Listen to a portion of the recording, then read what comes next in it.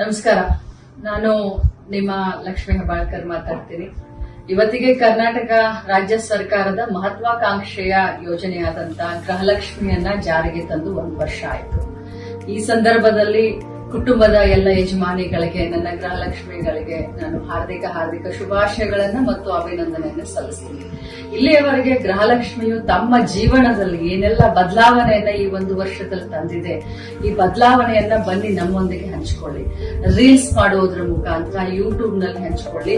ಯಾರು ಜಾಸ್ತಿ ರೀಲ್ಸ್ ಓಡುತ್ತೆ, ವ್ಯೂಸ್ ಸಿಕ್ಕುತ್ತೋ ಅಂತ ಕುಟುಂಬಕ್ಕೆ, ಅಂತ ಯಜಮಾನಿಗೆ, ಅಂತ ಗೃಹಲಕ್ಷ್ಮಿಗೆ ನಿಮ್ಮ ಲಕ್ಷ್ಮೀ ಹೆಬ್ಬಾಳ್ಕರ್ ಕಡೆಯಿಂದ ಒಂದು ಬಹುಮಾನ 1 ತಿಂಗಳು ಅಂದ್ರೆ ಸೆಪ್ಟೆಂಬರ್ 30ನೇ ತಾರೀಕಿನವರೆಗೂ ನಿಮ್ಮ ರೀಲ್ಸ್ ಗಳನ್ನ ಯೂಟ್ಯೂಬ್ ಗಳಲ್ಲಿ, ಫೇಸ್ಬುಕ್ ನಲ್ಲಿ ಅಥವಾ ಇನ್ಸ್ಟಾಗ್ರಾಮ್ ನಲ್ಲಿ ಹಂಚಿಕೊಳ್ಳಿ. ಜಾಸ್ತಿ ವ್ಯೂ ಸಿಕ್ಕಂತ ರೀಲ್ಸ್ ಮಾಡಿದಂತವರಿಗೆ ನನ್ನ ಕಡೆಯಿಂದ ವೈಯಕ್ತಿಕವಾಗಿ ಒಂದು ಬಹುಮಾನವನ್ನ ಕೊಡ್ತೀನಿ.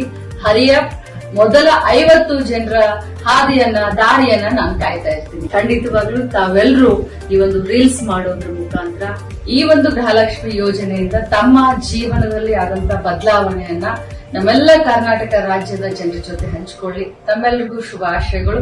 ನಮಸ್ಕಾರ. ಎಲ್ಲರಿಗೂ ಒಳ್ಳೆಯದಾಗಲಿ.